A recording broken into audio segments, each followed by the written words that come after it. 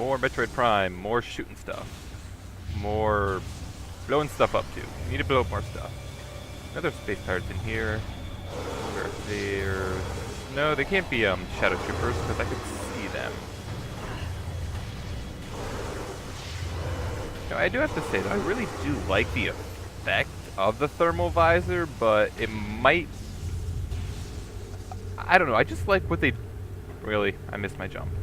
I like the whole visual styles and effects and everything they did in here. I'm gonna probably be pointing that out a lot as I keep going, but so be it. Oh yay, more of these things. More messing with the screen.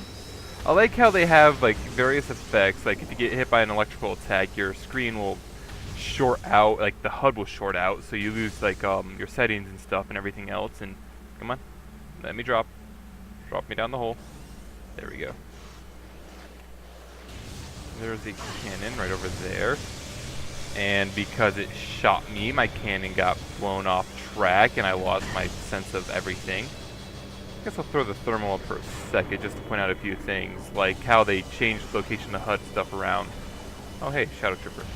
The like little environmental danger thing is now on the left side. What's on the bottom again? I don't remember. I don't remember what's on the bottom, but the missiles are now on the right there, and everything else is more or less the same. Kind of has the same effect as the last visor we get, but we won't be seeing that for a while. And oh hey, more Shadow Troopers. They think they're clever hanging from the ceiling, but if you're running around with the thermal visor on, like you more than likely will be, they kind of stand out like sore thumbs. Them and their stupid electrical attack. And now let's just shoot you with normal wave shots. And easy. And here's where I want to go. And yeah, we're doing pretty good because I mean, we have the thermal visor now, and I remember I ran through it between episodes, like how much left we got for main power-ups to pick up. And we're need thermal because you are shadows, and I am. Let me away from the door. Let me away from the door. Thank you. That... Okay, you all need to die now.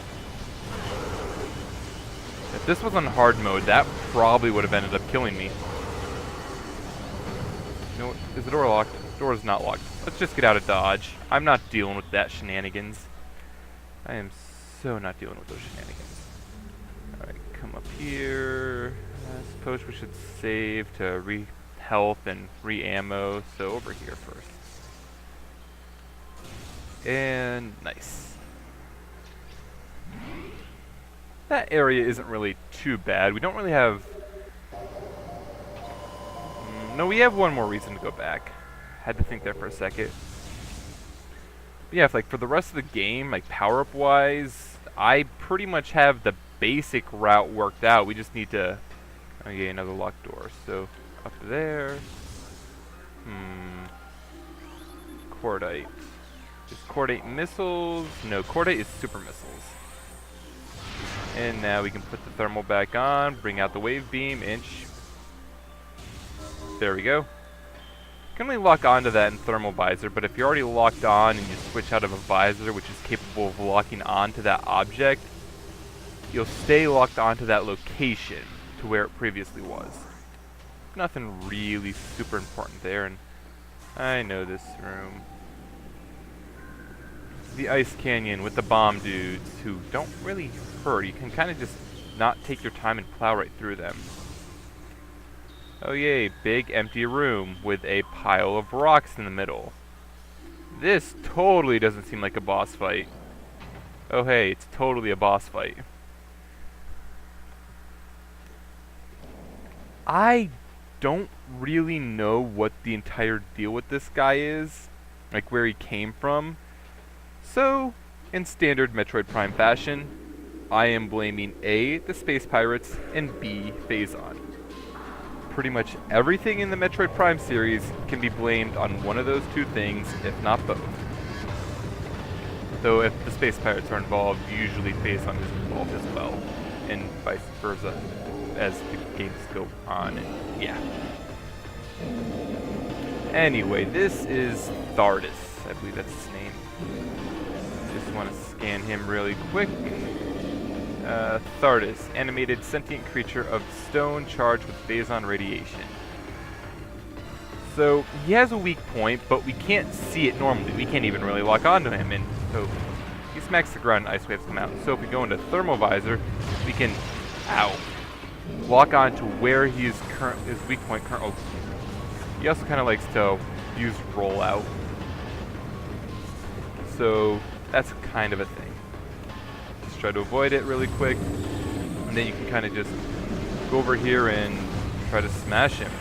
I kind of suggest using the power beam over the wave beam just because you're more likely to get a lot of hits, and once you destroy that enough, the thermal visor will overload and you want to go back to the normal combat visor and just try to unload on him. This is the only real scan for him. Oh yeah, I think you can destroy these to get power-ups if you need them. Not really necessary for me, and there's the first part of him gone. I remember on hard mode, this guy was just such a bad of attrition, and once you destroy a part, he kinda uses rollout again. So just keep dodging, he won't be an issue. And ow, that is not how you dodge. Right, here's the next little portion to lock onto.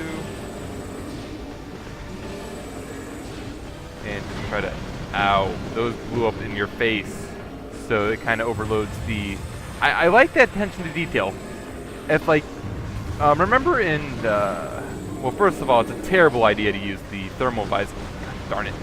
Terrible idea to use a thermal visor in Magmoor Caverns because, oh hey, you're in like a really hot place and you're using a heat sensor in a volcano. Oh, that seems smart. But if you take the thermal visor and run through that steam thing, like by that save point by near the entrance to the Chozo Ruins, it'll do the same effect there where the thermal visor completely overloads and you can't see anything. Before you could still make out some stuff, but it was, I'm just going to take these hits. I don't care anymore. But you could still make out some stuff. I really like those little details they try to put in there with how the environmental effects and everything. There's 2 parts down, leaving just, I don't know how many. And he's using rollout again. And let's just dodge it. I keep saying it's a he, but in truth, we have no clue what you are. You're an it. You're a gigantic robotic it. I'm going to fire a super missile at you. And a super missile, on normal anyway, will completely overload it and completely kill each part. But that's a lot of missiles, and I don't really have a lot of missiles right now. I'm going to hide up here. Oh yeah, he's doing this part. Storm is growing. Fog is rolling in. And there's lightning, which totally doesn't hurt you at all. But it's still lightning. Gotta go into the thermal visor to be able to see where he is and kinda safe back here. Kinda, sorta. Still got a massive fog in the way. Alright, I have enough for this many. Yes. One more shot. And then you kinda get, oh man, I missed. From here on out, you kinda have to fight him at close range. So it's kind of not super pleasant. Oh hey, good target. Gotta destroy the big part of him now. And jump back, and he rolls over me anyway. You know what? I still have a lot of energy. I don't care how many hits I'm gonna take. This is not hurt in any way whatsoever. So I don't really care. I could go over to the wave beam. I mean, if I were using charge shots, the wave beam would lock on and then completely, would lock on and then everything would be just simple. Come on, hit, yes! Okay, then I'm still out of missiles, but I've managed to push that out before he was done with rollout. And I have to move in closer because I can't perfectly see without that. Come on, give me more missile power-ups. Missiles! Missiles. And once more with feeling. I think we have 2 more parts to destroy. Oh yeah, get to this part, he will completely annihilate the storm, and I don't know if he actually does anything new at this point. I don't think he does. Overall, Thardus isn't a bad boss fight, but I still like him. He's kind of different, and oh yeah, I need to go into the thermal visor to be able to spot the part I need to kill. It's not a extremely difficult or bad boss fight. The game is... oh, really? The game is starting to pick up... really? You're using rollout again? Game! Thardus! Really don't like you right now. In my opinion, the best bosses in the game, well, he's kind of interesting, but I wouldn't really consider him the best boss. That honor would have to go to... not the last boss. The last boss is kind of... I really don't care, but... the penultimate boss, and then the boss before him. I consider those to be two of the best bosses in this game. Come on, missiles, missiles, missiles, missiles. Give me missiles. I want explosives, darn it. Explosives? No explosives. No explosives. And he's using rollout again. Darn you and your rollout attack. I am so glad that that this is just going relatively smoothly, in that I didn't do this on hard, because this would turn into like I'd be doing this fight for like 20 minutes, and it's not fun. Like, the final boss fight took half of an hour in its entirety. I was fighting the final boss for half of an hour. I used that as my little quality test video, and it just... it's kind of out... I like that little humor. A rock comes out of nowhere and smacks her in the back of the head. And yet another morph ball pickup. This one being the spider ball. The spider ball lets us go up magnetized tracks, like those right in front of us, right here. And now that we have the spider ball, we can actually get a research entry from these. If we attempted to scan it before getting the spider ball, we wouldn't have gotten anything. Alright, so we can go back, but I'm going to go forward, because if I remember, there is a save point just ahead of us a little bit. And it's the way we want to get going anyway. And come on, work with me, spider ball. And it's the way we want to go at anyway, so why backtrack only to come forward again? Not really a terrible amount to say about the spider ball in this game. This is pretty much the extent of what you can do. I mean, in Metroid Prime 2, they added in the ability to jump off rails, but you don't have that in this game, so you kind of just... what you have is what you have.